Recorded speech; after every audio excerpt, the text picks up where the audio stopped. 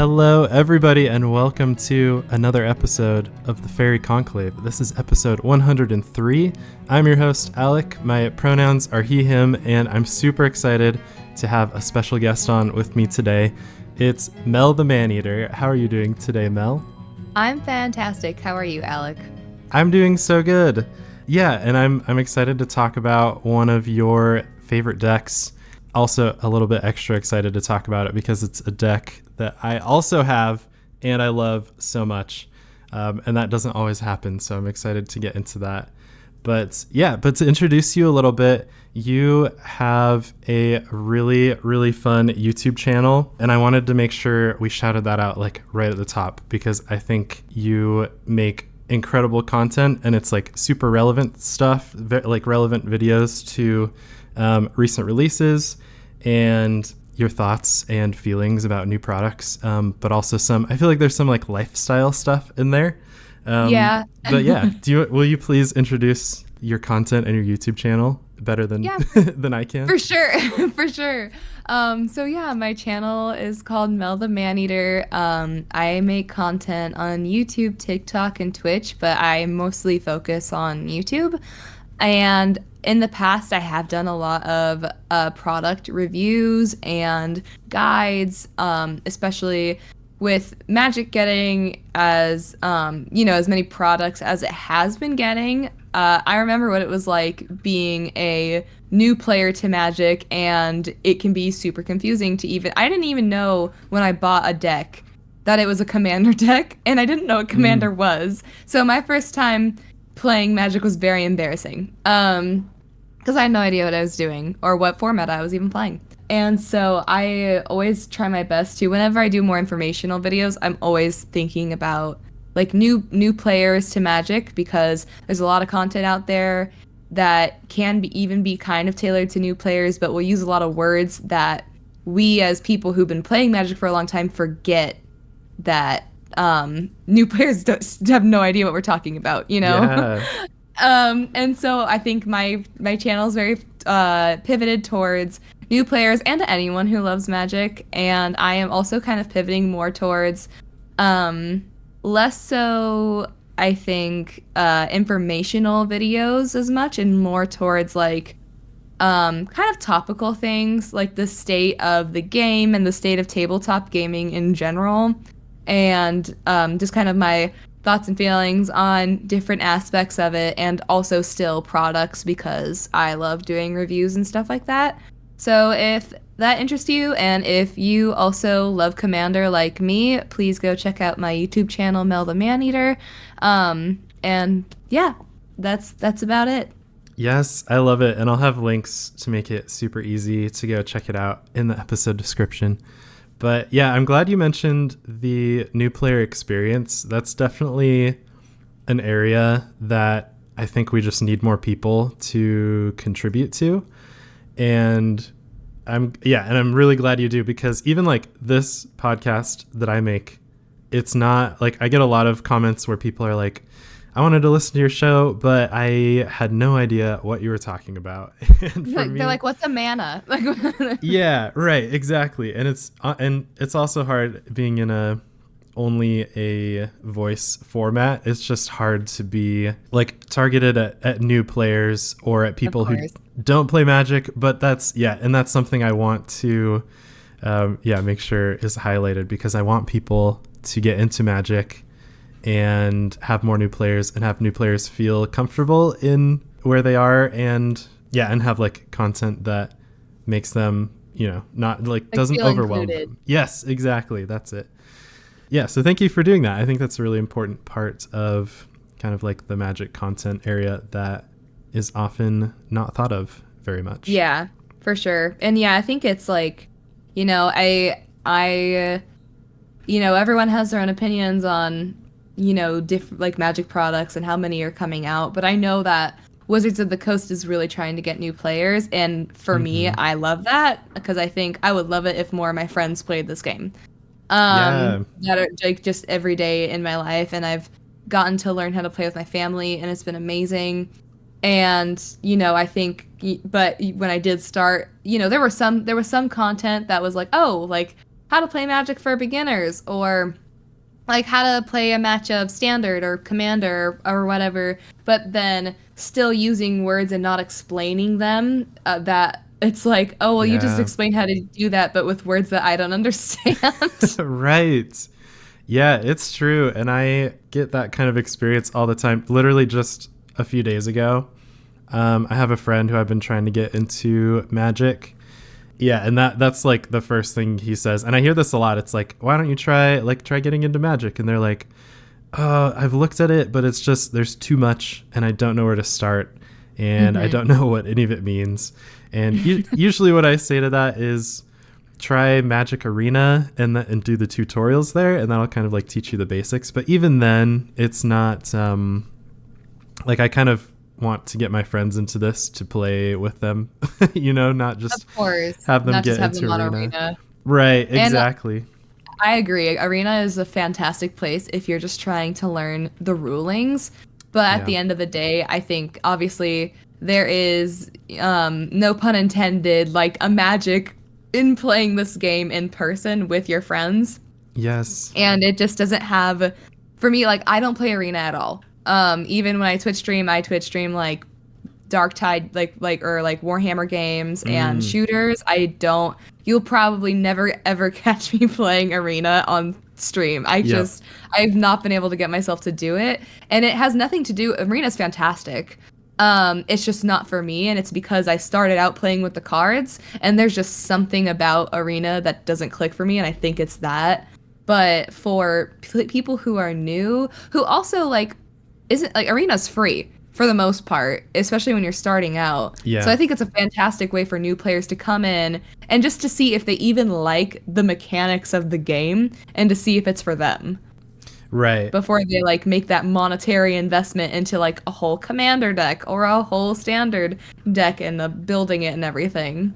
Yeah, it's true. And I think there's still, even if they do the tutorials and are kind of like, okay, I could get into this, where do I start, and what happens in getting actual cards, that's kind of where there's still a big gap there, where they kind of have to have a friend who will help them every step of the way, or they'll need to be able to find content online that helps with that. So thank you for making stuff like that. I think that's an area that I definitely want to get better at, and I think is a space that will help grow the community and make things a little bit better for everyone else who's trying to learn.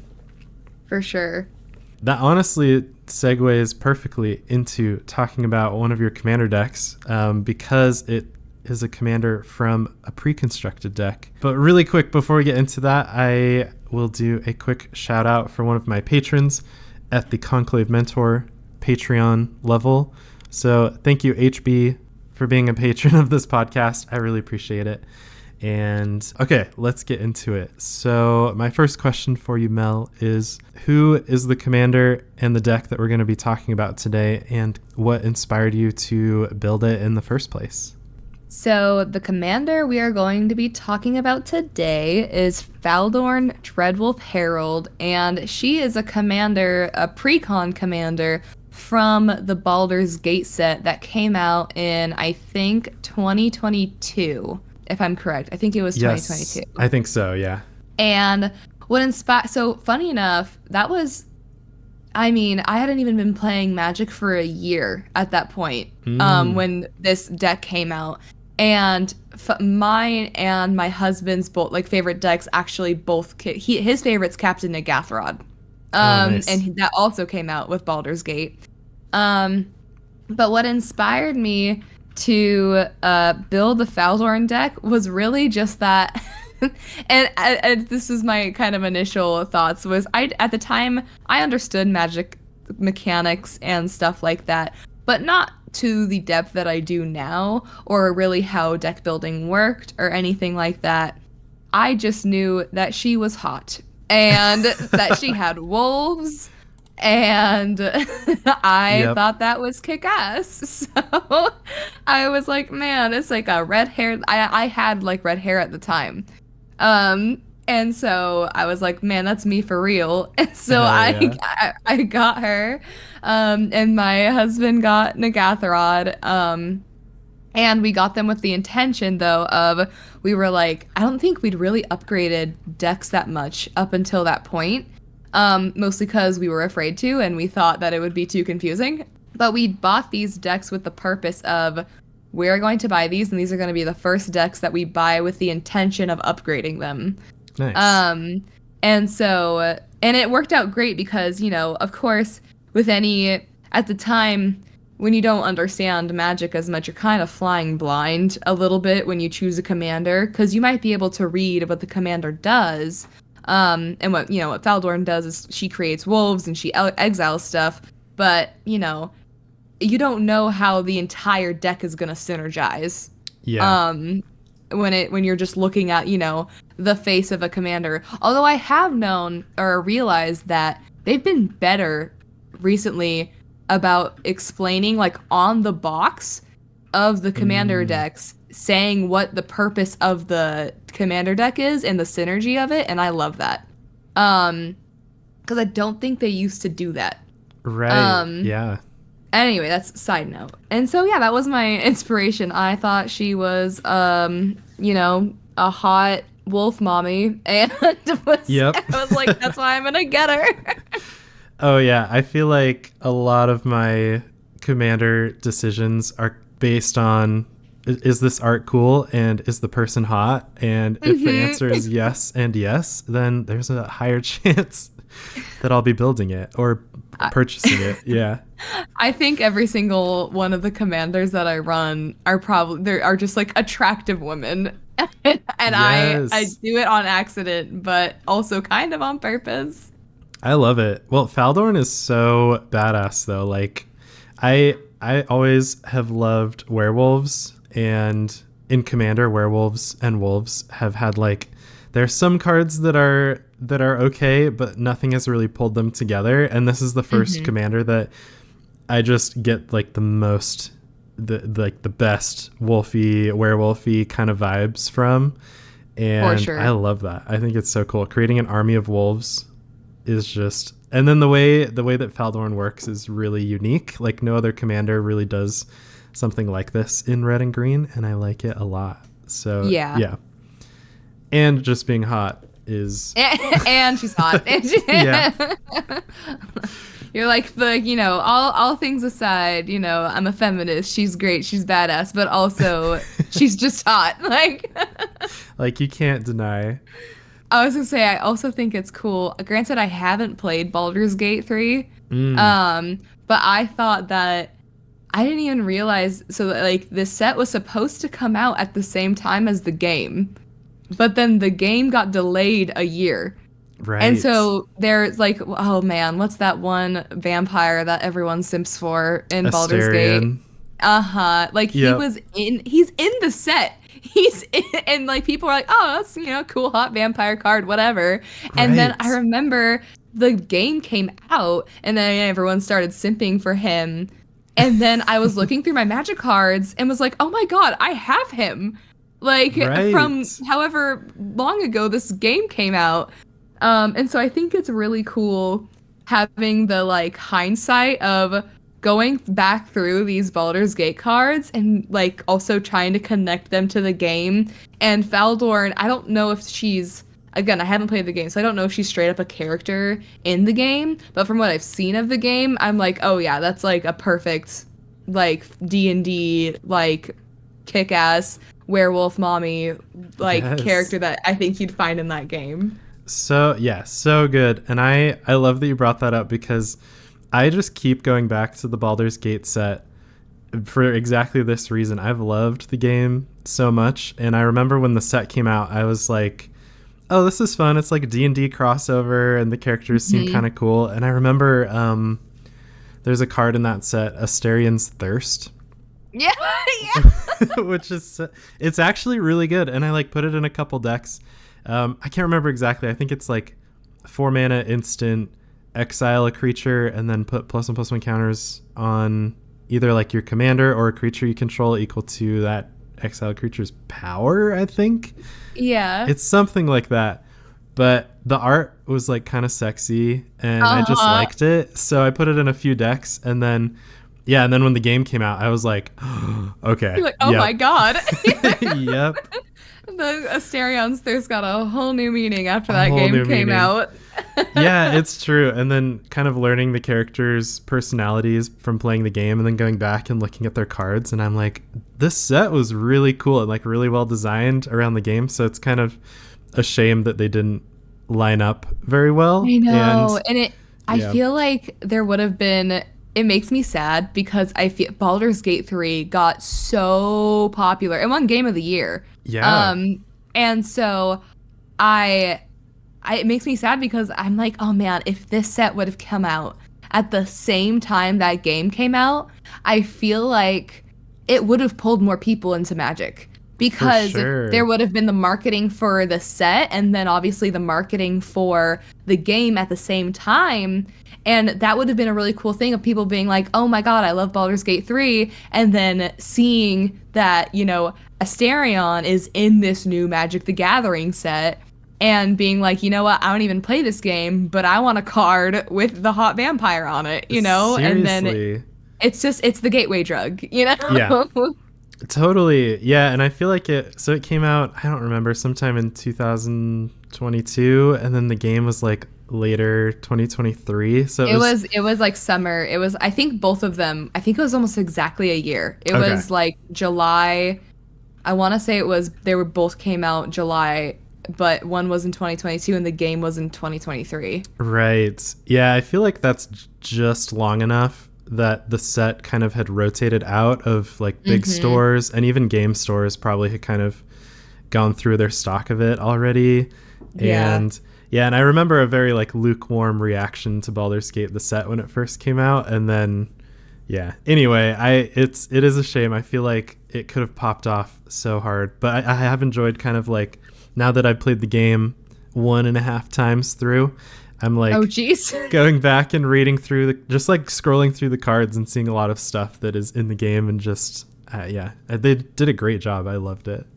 They did, yeah. Okay, so I don't know if we actually did. You read what her abilities are? I'm not sure if we actually made it there yet. I did not. I have not read her abilities, but I will. So Faldorn, Dreadwolf Herald, is a legendary creature, human druid. She costs a red and a green and one just empty or whatever colorless mana. And then she says, whenever you cast a spell from exile or a land enters the battlefield under your control from exile, create a 2/2 green wolf creature token. And then another one of her abilities, you can pay 1 and tap Faldorn and discard a card. And you get to exile the top card of your library, and you may play that card this turn. It's so cool. It does a lot too. Like there's a lot going on here. She's a very active commander. She's passive and she's active. You know, like I like that there's an ability you can activate, and there are abilities that as long as she's on the battlefield that are just like passive abilities that trigger as things are coming from exile. Yeah, and one thing I really like about her is that is not restrictive like a lot of exile based cards are. Like you can play lands and still get the wolf, and it's specifically worded like you can play this card this turn, which means it's like super forgiving. So if you draw a land, a lot of exile based decks, you're like drawing lands or exiling lands and you can't play them. So this kind of gets around that, so you still get those wolves no matter what. For sure. But and then she kind of powers herself. You just have to discard a card and pay a mana, and then she can exile stuff, make a wolf. Which is really good for 3 mana. I love playing her so like early in the game and immediately just getting a bunch of wolves. Really good. I love 3. I think most of my commanders, funny enough, are like 3 mana cost commanders. I think that's my sweet spot. Yeah, it just feels good because you never are too worried about like having enough mana to play your commander and kind of get things going. The God forbidden commander tax. Yep. Oh yeah, that too. And then you can recast pretty easily. Yeah, so people would have to target her pretty hard for her to become like, you know, too expensive to play. Right. Yeah, and one thing I've found from playing Faldorn is I feel like people don't target her as much as they should. And I don't know They if it's don't. because she's cheap, so they're like, oh, they'll just recast Faldorn like pretty easily. Yeah. Or if she's not like not too scary on her own because she's just making the wolves, but even though And she only makes them like one at a time, you know, like Right. it's only when you bring something back from exile. And so I don't think people don't see her as much of a, and she's also only a 3/3. She's not going to like kill you with commander damage by any means. yeah. And so I do agree. I think I've noticed that too. I'm like, why don't people don't really target her? And then like by, you know, whatever turn and towards the end of the game, she's created this whole problem, but it wouldn't have happened without her there. Right. Yeah. And I think people underestimate the kind of like card advantage you get from all the exiling that she can do and that your other cards are doing. So they might not, necessarily be as scared of her as they probably should. Yeah. But, yeah. That's just something I've observed is she just kind of lives and you get like a little bit of value. And then over time it ends up being overwhelming, but it's kind of like too late at that point. So I think she's very like, when I'm playing, at least the way that I have this deck built, like she honestly towards the beginning of the game, it kind of looks like you're not going to be doing much. Like, but then there's always like one turn that you just have everything kind of like just a couple cards to set up everything. And then your board state explodes. Yes. And I mean, you know, we could get into that a little later, but I played a commander stream recently with that TCG guy, and that's exactly what happened. My board state just exploded, and the turn took forever because we were trying to keep track of all the triggers, and it was impossible. I love that. That is one thing about this deck is it'll probably have at least 1 million different triggers from different things. And that's something I definitely have to, when I pull this deck out, I'm like, okay, I need to make sure I'm catching every trigger. Even just like making the wolves, I'll forget to do that a lot of the time. Same. Or like I have a Mana Gorger Hydra in this deck. Ooh, yeah. And so, you know, whenever someone casts a spell, Mana Gorger Hydra gets a +1/+1 for every single time. And, you know, I've been lucky and I've gotten him in my opening hand the last couple times I've played. And, you know, by like towards the end of the game, I had like 28 counters on him. But it was only because I mentally prepared myself to like, I have to actually pay attention. Or at the end of people's turns, I'm going to be like, oh wait, how many spells did you cast? Right, yeah. Because I'm so bad at keeping track. And like there was one game I played him and oh man, it was so bad. People were reminding me. They're like, oh, by the way, you haven't put any counters on him in like 2 turns. I was like, oh shit. Oh, yep. I've definitely been there. And I feel like this deck also has all of the other cards outside of Faldorn that exile things that then you can cast. Sometimes they exile things just that turn. Other times it's like until the end of your next turn. Other times that is hard. It's like whenever. So you kind of have to, I always have like all these different exile zones where different it's like, piles. Yeah. It's like this one runs out next turn. These ones I can play anytime. And then this one's foretold, and this one's you know, these ones can be face up, and these ones have to be face down. It can get definitely overwhelming, and that's why it took me a long time before I gained the confidence to buy a deck like this, because honestly, exiling was such an overwhelming mechanic to me when I started playing. Like I had my first deck that, again, this was the deck I had no idea. I got it for Christmas and I didn't even know what commander was. It was Raynar, and he's the one, like, he came out with Kaldheim. It was one of the precons. Yeah. And he does a lot of exiling stuff too, and I just could not wrap my head around it for the longest time. And so I do think that although like I am so for Magic being beginner friendly, this deck not beginner friendly.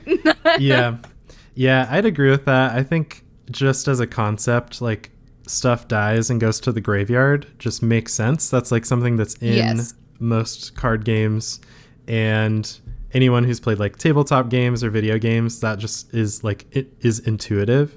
But then Exile being a totally separate zone, but kind of similar to the Graveyard, like in the way things go there when they're exiled. I don't know. It is less intuitive. But then they come back in a weird way, and there's like you were talking about, you can end up having all these different piles because there's different ways to exile stuff. Right. It can be very confusing. Whereas like, you know, one like my first deck that I really played and I love and I still play to this day is Zephyrus of the Hidden Ways. Oh, cool. Yeah. And so even graveyard recursion makes sense. Like, oh, it's a necromancer. Yeah, it just comes back from the grave, you know? But there's only one place it can go and then come back to the battlefield, you know? Yeah, it's kind of interesting. And I would agree. I think this deck is pretty, just from the pre-con, like pretty beginner unfriendly. Yes. Like you can definitely do it. It's just, it does have a ton of triggers to track and lots of different effects.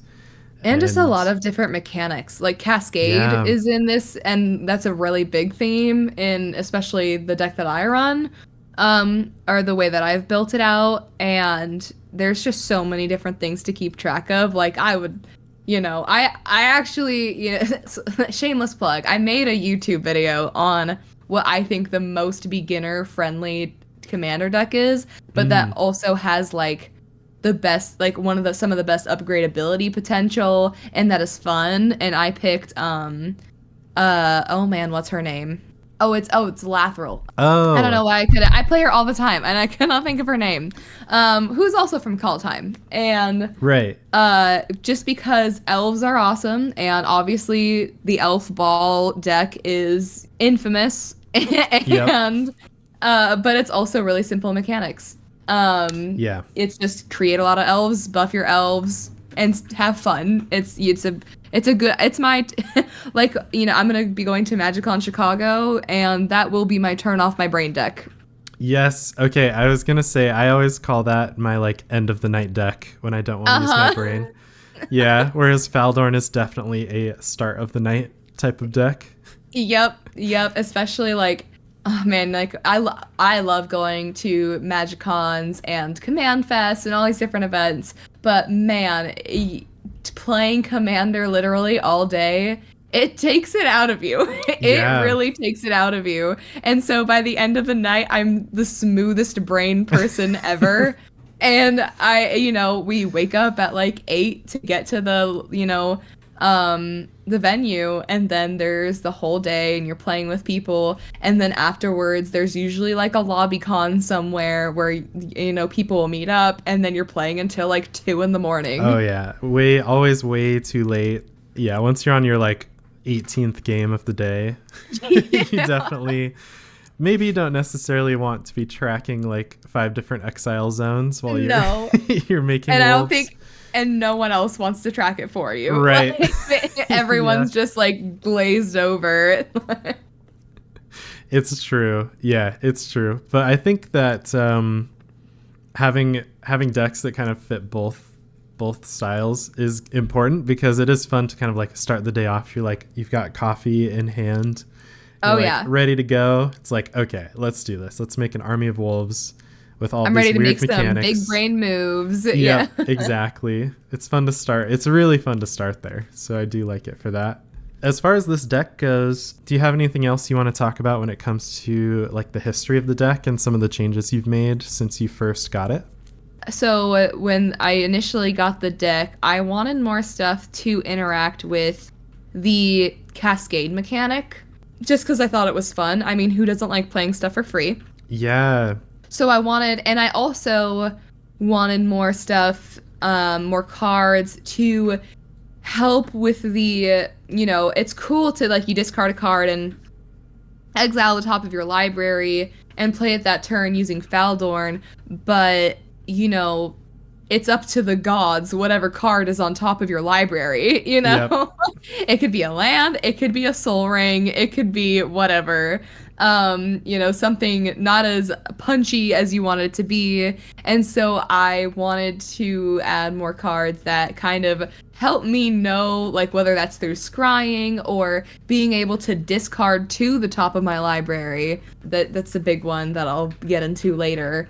it just helps with, there's a little bit less unpredictability with the deck, because that was one of the things that was hard when I initially started playing it. And so, but I think other than that, yeah, she's been with me since almost the beginning, and I come back to her every single time. She's also my pink deck. She's my feminism deck.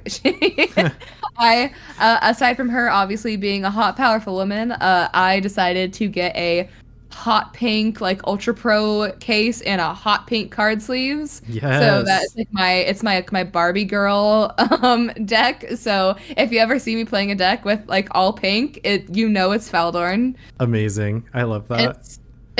And so I guess, yeah, I think that's really all I have to say about the history of me and this deck.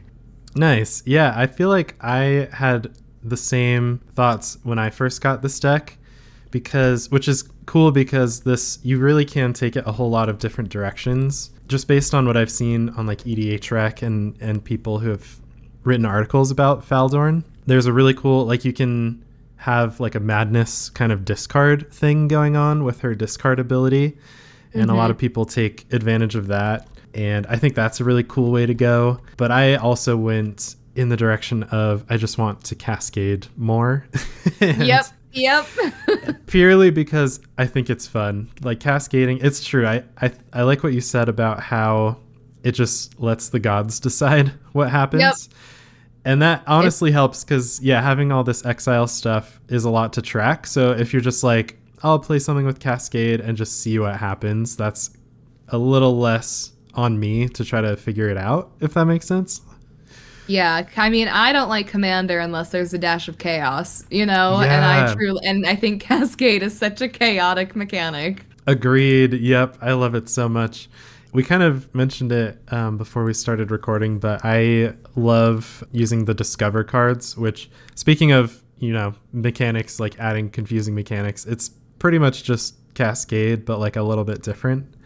And I think that's funny because that's from that whole Discover mechanic was really heavy in the Merfolk deck, right? That was in Lost Caverns of Ixalan. Right. Yeah, exactly. That deck did, because that's a blue-green, I think, deck. We got that precon, and that first of all, the precon is strong. It is a good precon.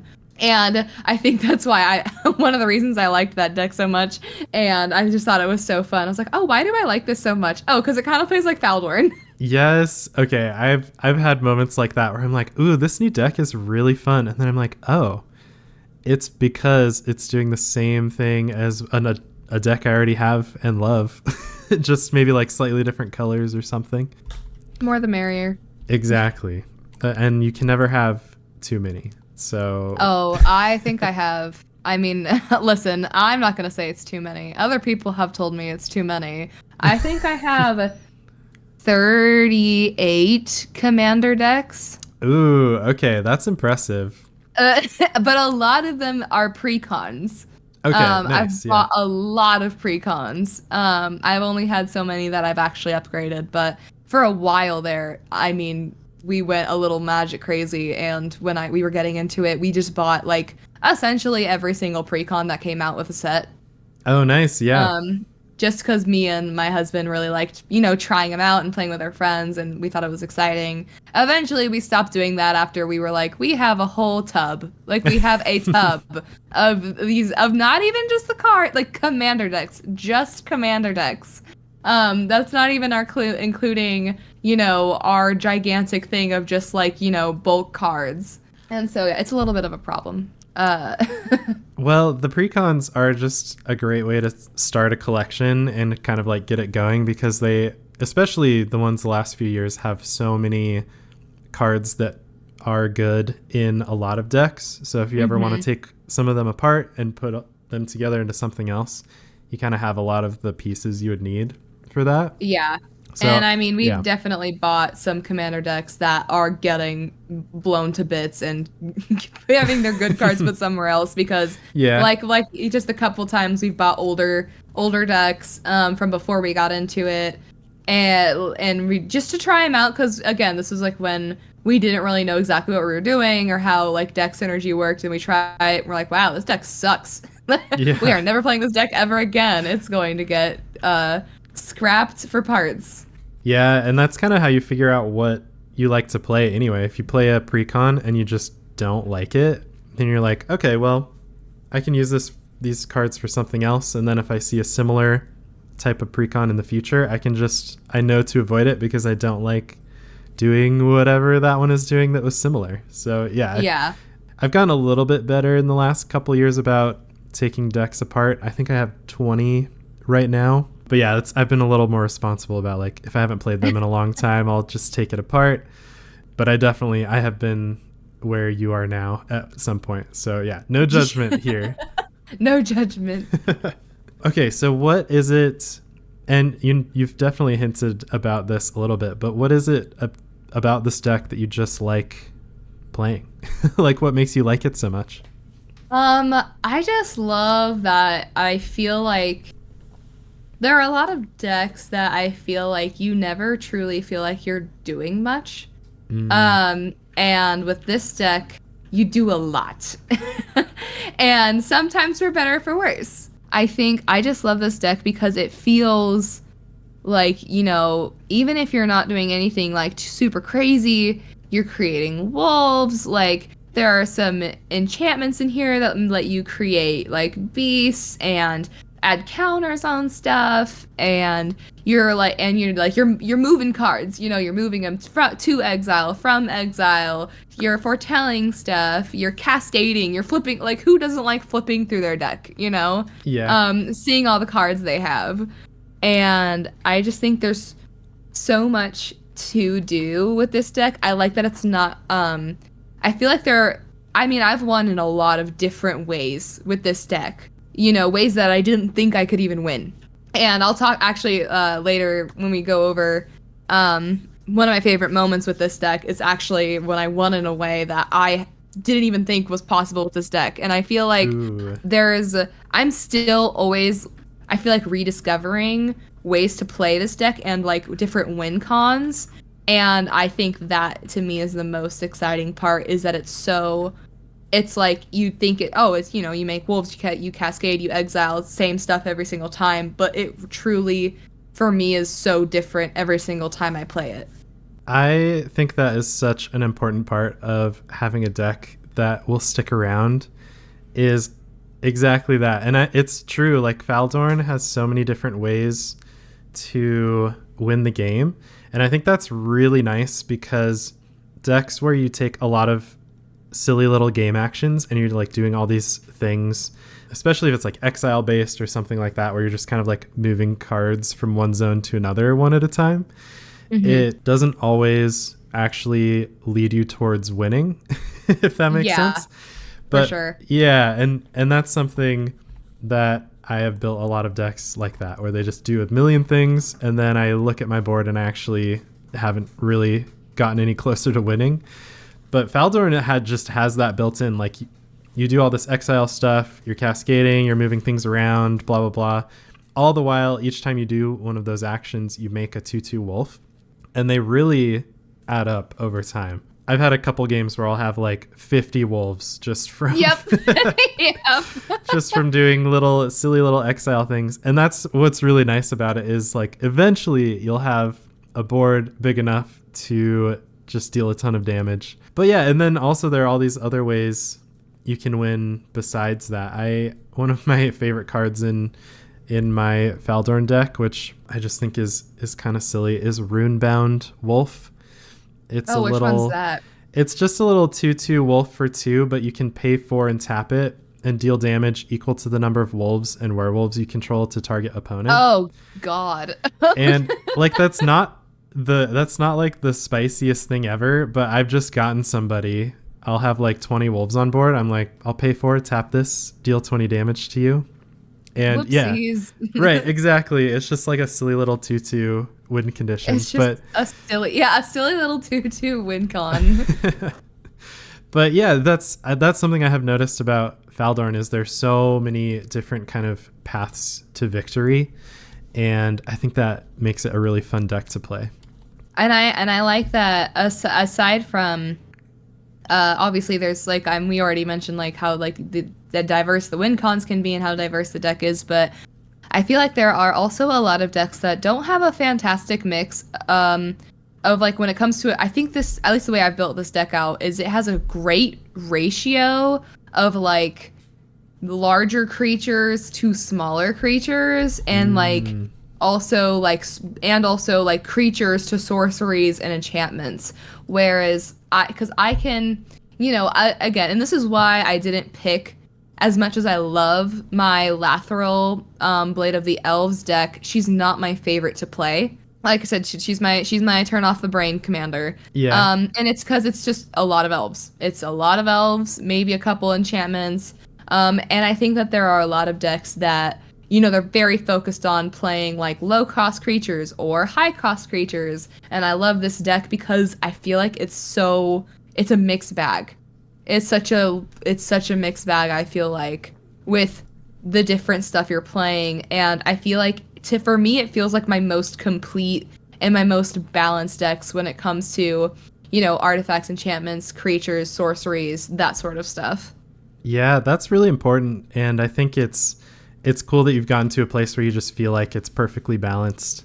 Especially tricky with Faldorn because all of your kind of like, usually it's like sorceries or enchantments that exile things and let you cast cards from exile. You kind of have to think of those like they'll come with wolves, so they kind of count as creatures.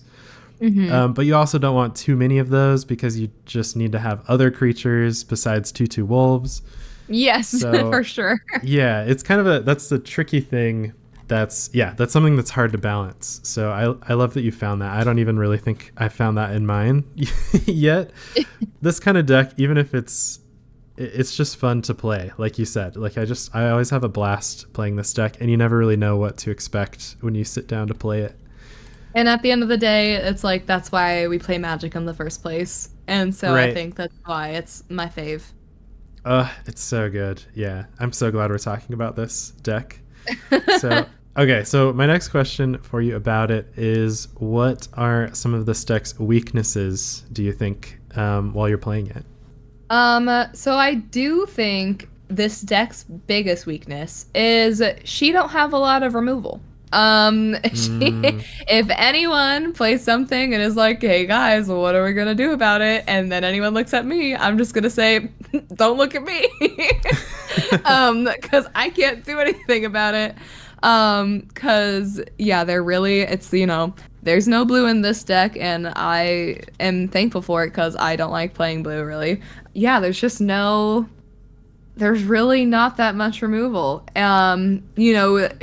It has removal by like doing damage to stuff, like with the red in there, which is great. But when it comes to like, if someone has a super powerful enchantment on the battlefield, I don't know what to do about that. Like, I probably have maybe a singular card that has enchantment removal on it. And so I do think going forward, that is something that when I tweak this deck a little bit, throwing maybe 1 or 2 cards in there that instead of exiling my own stuff, exile someone else's stuff that I don't want on the battlefield anymore. Because, I would say that that's definitely this deck's weakness is, she can pop off, but if you have something that kind of like the other day I was playing with somebody and I like that it was with that TCG guy and the people we were playing with on stream, and I did all this stuff. Again, had like a 20-minute turn of us just trying to figure out all the triggers that were happening. That's how like crazy everything was. And everything I just had haste. I could have won the game. But someone had, I think it's called like a fog, and which would have gotten rid of all the combat damage that I would have been able to do to that person. So it didn't matter. Yeah. Because I had nothing to like counter that spell or get rid of it. So, it's cool to do a lot of damage, but it's not cool if someone just has the I don't care card. Like I totally agree about that weakness in this deck and it's kind of goes along with what you were talking about in the balance of the cards in here, because one thing I've noticed is as good as Faldorn's second ability is, where you can pay 1, tap, discard a card, exile a card to play at that turn, I actually find myself not using that too much because... Me neither. Okay, cool, yeah. It's a little slow, and there are just a lot of other cards that let you do that without discarding a card, since I haven't really built my deck around the discard a card mattering too much. Yeah. When we get into the like talking about like synergistic cards in the deck or like MVP cards, I did kind of build my deck around discarding cards, but even though I have built it out a little bit, it still, I feel like, isn't enough. Right. Sometimes with that like discard a card ability. Yeah, I feel the same way, and so I find myself just wanting to put as many cards in the deck that exile things, like either exile more cards or let me have like a couple turns to play them.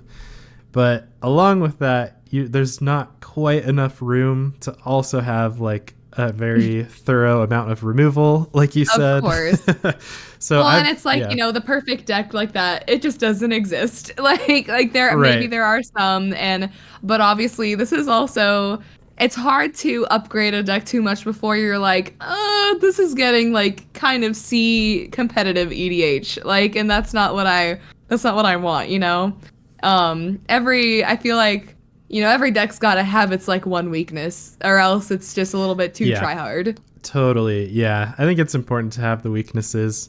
And I'm glad you mentioned this, because I'm looking at my deck's like interaction sections, and these cards are just not great. There's like, I'm playing Natural Reclamation, which is 4 and a green for an instant with Cascade, which is the fun part, and it's destroy target artifact or enchantment, which that's so bad for 5 mana as a removal spell. But honestly, I'm just playing it for the Cascade mostly. So of course. Yep. Yeah, half the time I get that card, I'm like, is there anything on the battlefield that I even want to remove?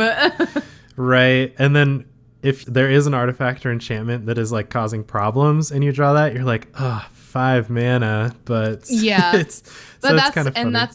That's an important thing about this deck is I feel like, not that I expect someone to tell me this when I got this deck, but it's mana ramp in this deck is so important. Because there do be some real expensive cards in this deck.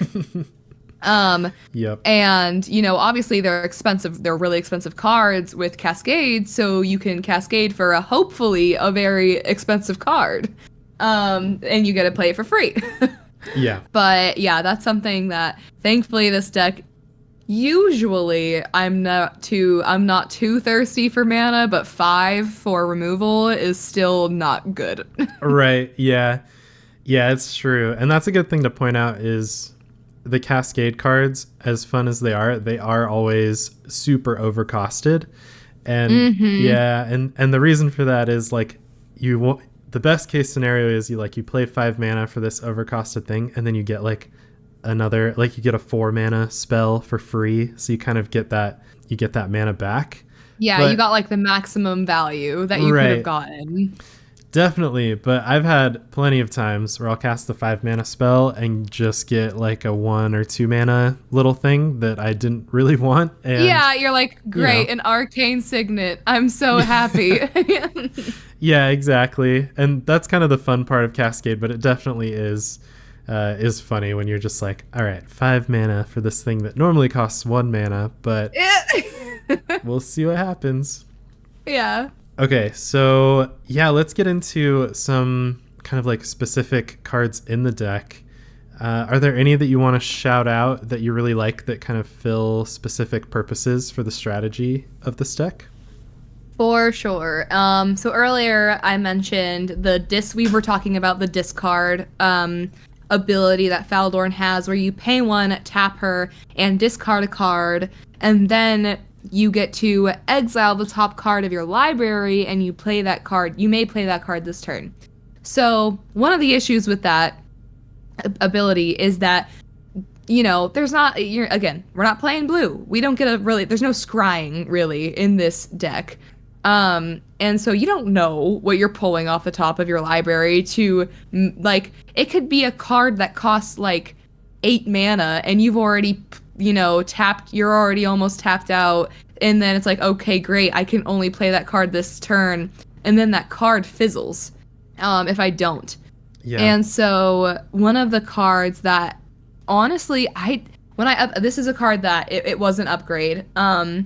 I didn't think this card was going to pull as much weight as it did, and oh my god, this card is so good. It costs 1 colorless, and it is an artifact called the Library of Lang. Ooh. And so this card's effect is that you get to skip the discard phase of your turn. And more importantly, if a spell or effect forces you to discard, you may discard to the top of your library rather than your graveyard. If the discard is random, you may look at the card before choosing where to discard it. So when Faldorn says, okay, discard a card and then exile the top card of your library, I could, if I have a good card in my hand that I want to play and get a wolf from, I can discard that card and then put it on my library. And then that card is the card that I get to exile. And so it's like, there's no longer that like randomness. And then obviously you're not just like discarding cards and then, hoping for the best, and you're discarding cards into your graveyard. And so whenever I get the Library of Lang, I'm like, oh, we're about to start cooking. We are about to start cooking, because especially when oh man, what card is it? There is a card that I want to say is, what's it called? Like an adventure? Are those what those cards are called? Where they're like part instant sorcery or whatever, and then you get to replay them from exile as the creature. Yeah. Oh man, I wish I would have pulled this card from my deck. I want to say it's like Tin Collies something, I don't know. Anyways, there are cards like that card that let you, it's like the first card you play from exile, you get to pay 0 rather than paying its mana cost. So if I have an expensive card in my hand, I can be like, teehee, I'm going to discard this to the top of my library and then play it for free. So good. And so I think Library of Lang is the sleeper agent for sure in this deck that I didn't think was going to pull that much weight, but there's been so many times I've gotten it. And then it helps so much because there's no longer that randomness in blindly pulling from the top of my library to see what card I have to play this turn. It's nice because it doesn't force you to do it to the top of your library. It says that you may do it.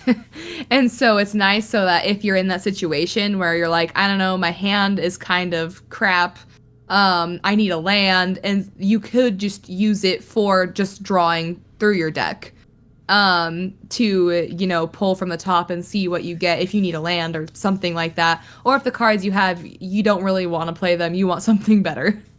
I don't have that in my deck, but you've fully convinced me already. She's amazing. I can't tell if it's a little old man or a little old woman.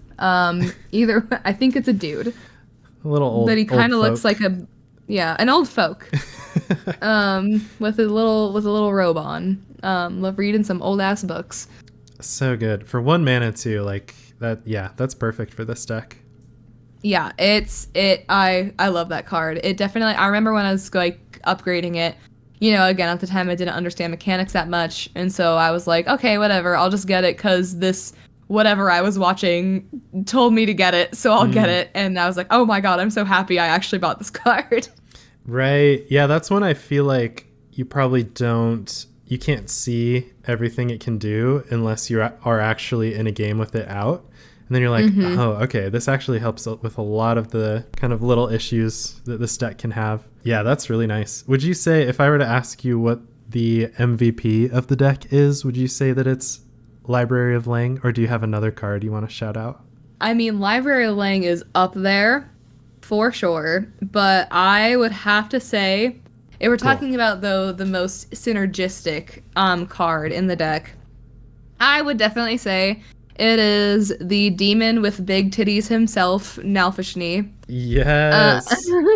Um, he is the ugliest card I've ever laid eyes on, but I have to play him every single time.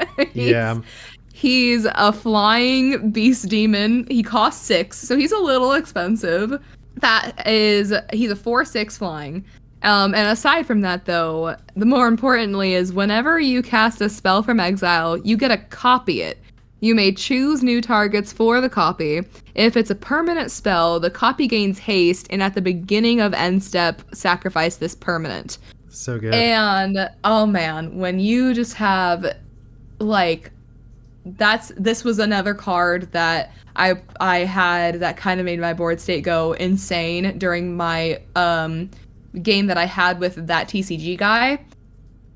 Because I mean, I was cascading everything. I was doing all this different stuff. And, you know, I think I cascaded like 5 times that turn.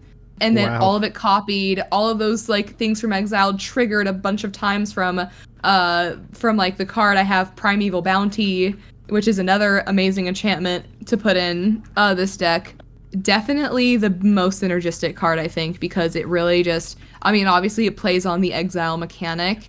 And, you know, you're doubling stuff. Who doesn't like doing that, you know? Yeah. Basically, like, it's like, here's everything your deck is already doing. Do you want to do it twice as much? But then also all of your creatures you get out of it get haste. Yeah, exactly. Yeah, here, have fun.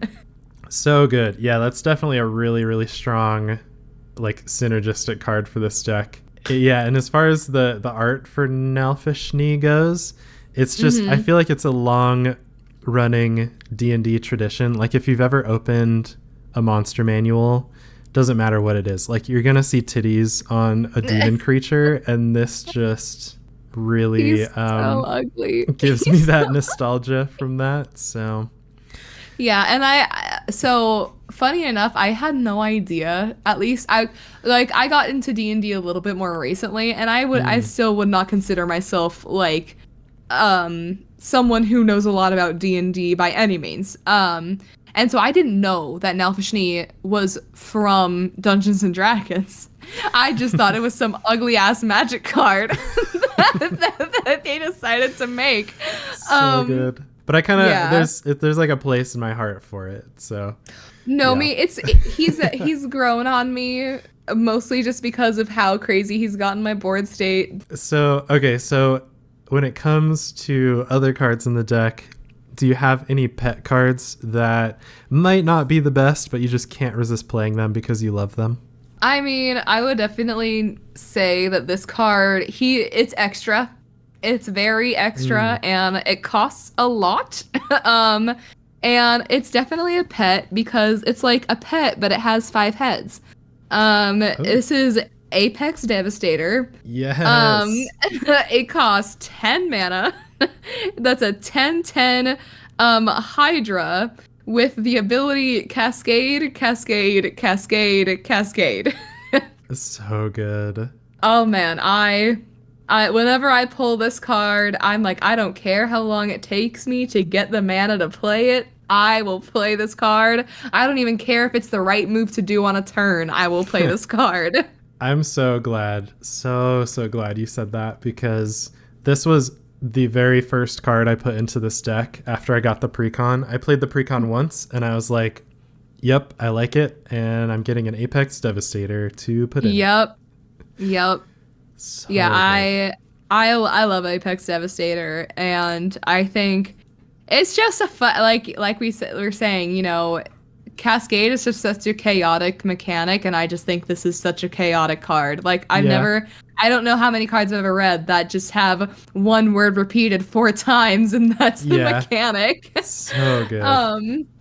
And so when I was playing with that TCG guy the other day, one of the reasons I had a 20-minute turn is because I had Nalfashnee on the battlefield, and then I played this card. And so everything I was playing, I ended up I somehow got another card that had Cascade on it, and so I cascaded 5 times And then everything got copied and it was a mess. So good. You just have so many things happening. Yeah, never before have I played Apex Devastator and not just had so much cool stuff happen. I love it so much. I love gambling. It's such a fun fun pastime. So good. So I mean my next question was going to be what your favorite in-game moment was while playing this deck, but is that it? Because that's pretty epic. It was epic. That was very epic, but it was not. I don't think it is my favorite.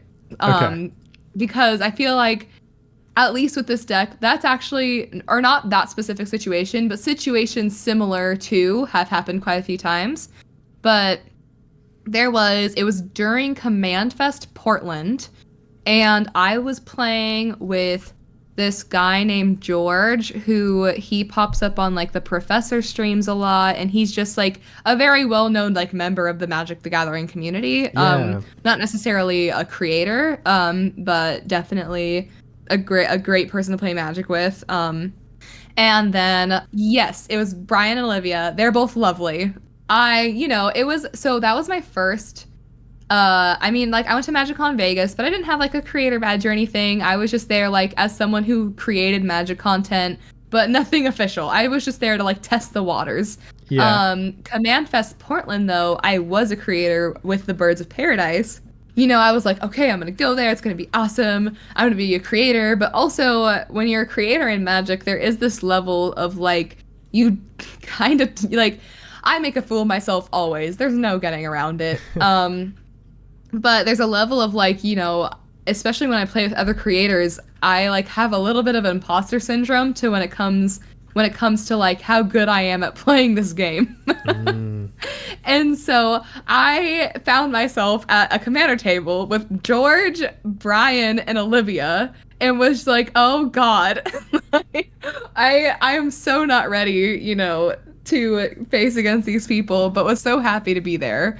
And so I decided to play Faldorn.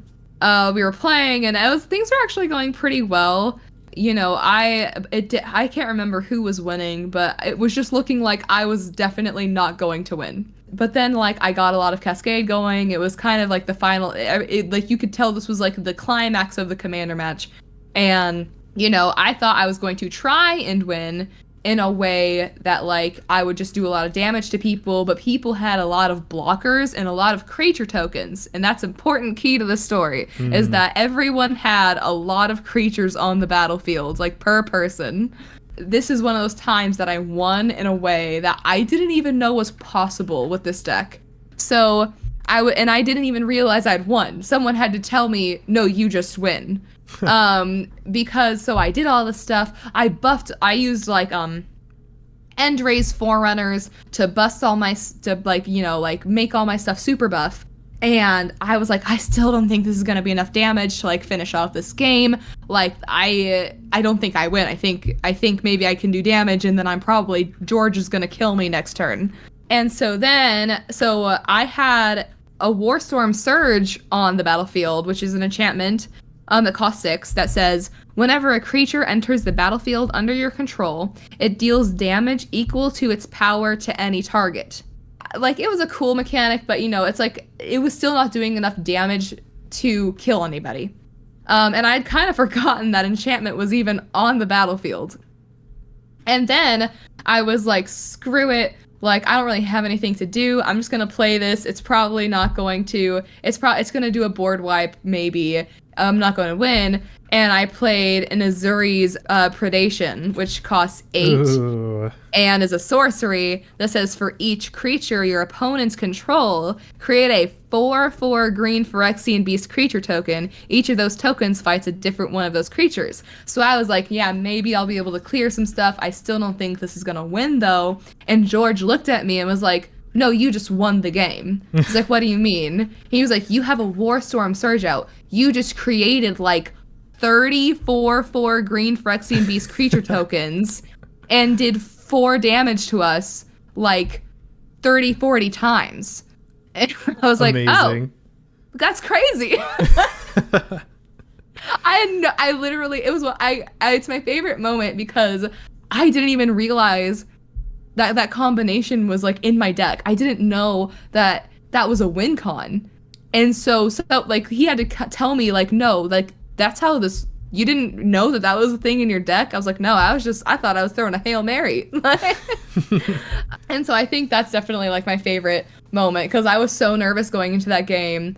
And then it's like, I won, but it was funny. I still feel like I made a fool of myself though, because someone had to tell me that I won.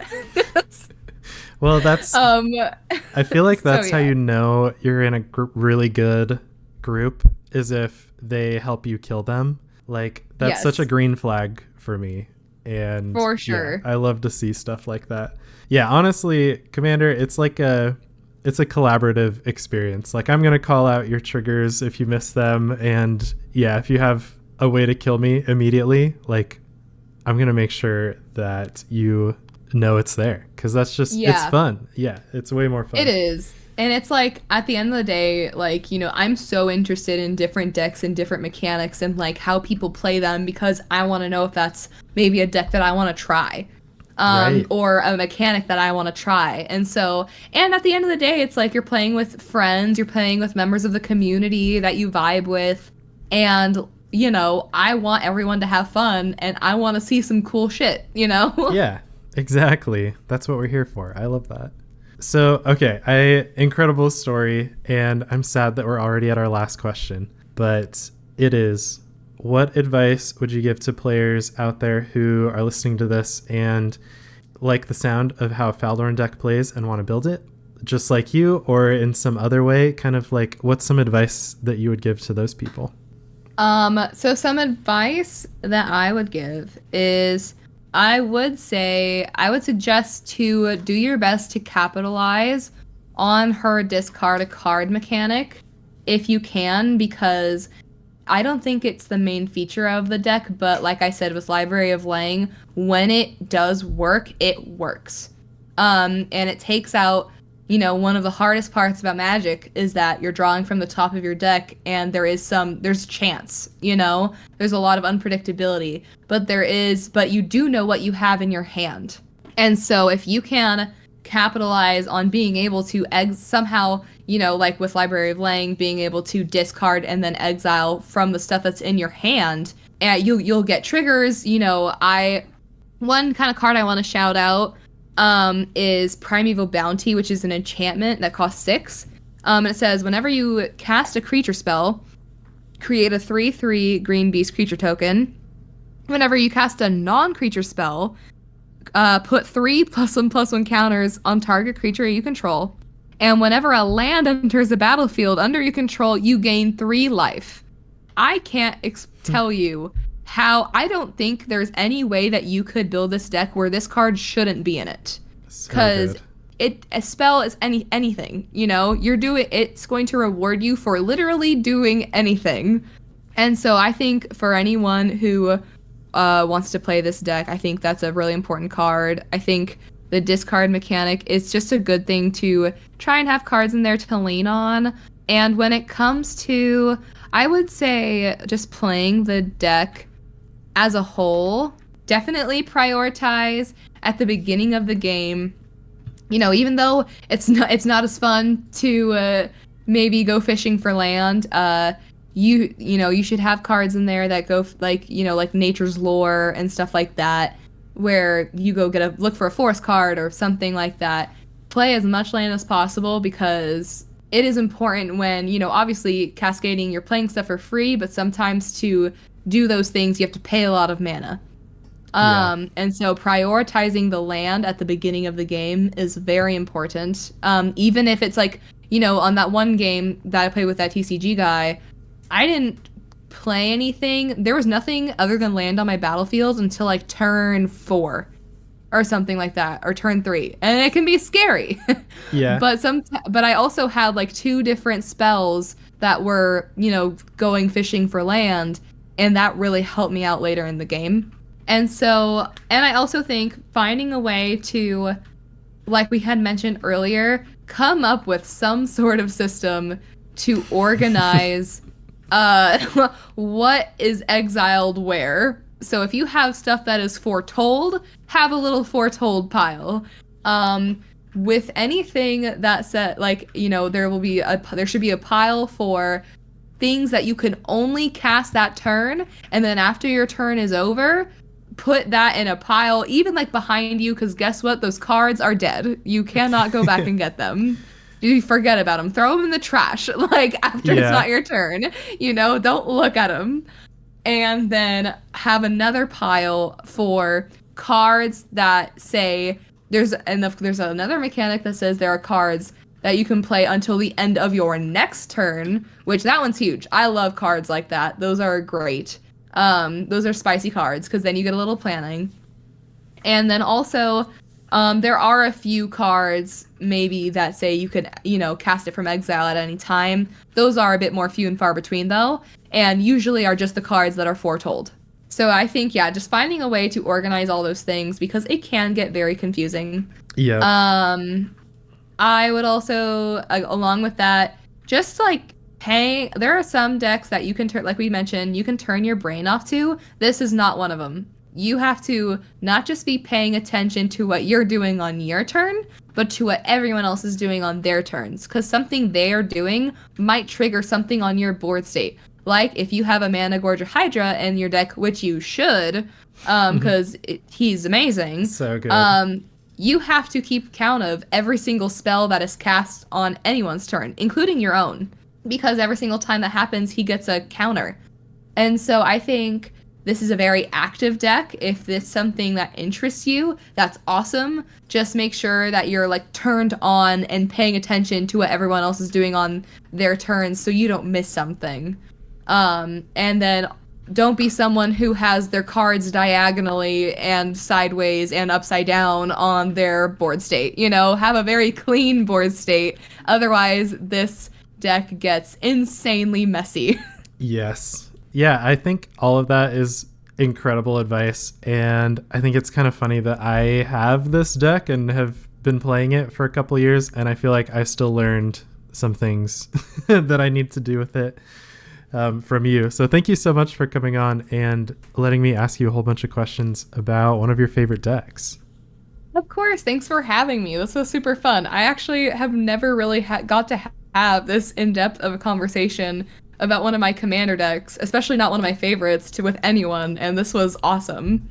I love that. Isn't it fun? I just think it's so cool, like the things you realize about a deck and the things that you want to talk about, like when you are asked questions about it. I feel like, I mean, that's why I do this in the first place, because I think it's so interesting. Well, yeah, I think this was, I totally agree. It's crazy. Like, I mean, obviously I was excited to be on here, but I did not think that I would actually have this much to say about a deck of Magic cards, and I could like keep going, you know? Right. And so it's awesome, and I think that what you're doing is amazing, and I think it's so cool to get people exposed to different people, like how different people play Magic, and you know, different decks they play and different colors and mechanics. I think that it's such a cool thing. Thank you so much. Yeah, I think so too. And I just get so much out of it. So hopefully others do too. Yeah, and I wanted to just circle back to one thing. I didn't ask you about your in-person events you're going to, like Chicago coming up. But I wanted to shout that one out in particular because this will be the last episode of the Faerie Conclave coming out before Chicago. And I will also be there. So hooray!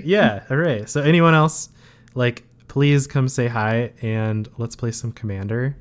And also, I don't think I'll be able to fit my Faldorn deck in my suitcase. Dang it. I was going to say we could do Faldorn v Faldorn. I know. And I don't know how good that would be to play against each other. But at the very least, I would love to play against your Faldorn deck at some point in Chicago. Well, she will definitely be my, like we said, catch me in like the morning to midday because I'll be holding my cup of coffee and playing this deck, raring to go. And definitely, if you want to play my elf deck, you can find me late at night. Yep. Sounds perfect. I love it. Okay, and is there anything else that you would like to shout out or any like content you want to plug before we wrap things up? Yeah, so I think my main forms of content that I like to shout out are definitely YouTube and Twitch. I've definitely been finding my love for Twitch streaming again, now that I kind of have more of an idea of the games that I love to play. And so if you like Magic the Gathering and also just like video games, come follow me on Twitch at Mel the Maneater. And if you want to hear my like late night shower thoughts is what I'm going to call it on Magic and on tabletop gaming, my YouTube channel is definitely the place to go. Also, if you are, and I'm just gonna dabble in this a little bit just to see how people like it. I spend a lot of time working out. I spend a lot of time at the gym, and I know that there are a lot of nerdy gym heads, muscle mommies out there. So if fitness and nerdy stuff are what you're into, please go check out my YouTube channel. I'll be posting shorts and YouTube videos on tabletop gaming, video games, and my nerdy workout sessions. Ooh, okay. That sounds really fun. I like that. So, okay, perfect. And I'll have links to all of those things in the episode description to make it super easy. But yeah, anyway, thank you one last time, Mel, for coming on and being a guest on this episode. I really appreciate it. And of course, thank you so much for having me. Yes, yeah, anytime, honestly. And yeah, as we wrap things up, one last shout out to every patron at the All That Glitters level on my Patreon. And currently that is I have one patron there. So thank you, Jeff, for being a patron. I really appreciate it. And to everyone else out there, thanks so much for listening, and I hope to catch you again next time.